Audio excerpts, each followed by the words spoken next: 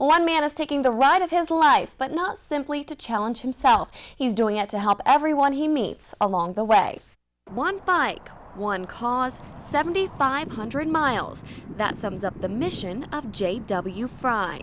One day I was riding a bicycle in Sarasota, Florida, and it came to me just as clear as day that I was going to ride a bike from Florida to Alaska, and I was going to do it for hospice. And everybody I told that day thought I was crazy, including myself. But 20 months after the birth of that idea, here he is in Lancaster, Pennsylvania, 1 month into that 8,000-mile journey to raise awareness for hospice centers across the country, and one right here at Hospice of Lancaster County. I knew I always wanted to do something to pay forward the gifts of hospice.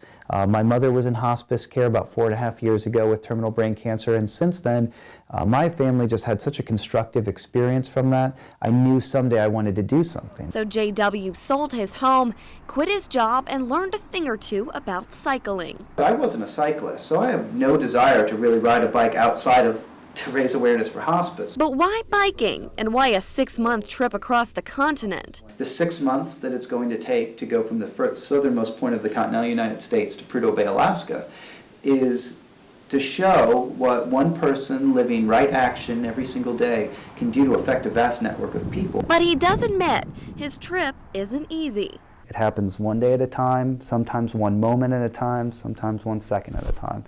And I think that's how I've handled it so far, and that's how I'm going to continue to handle it.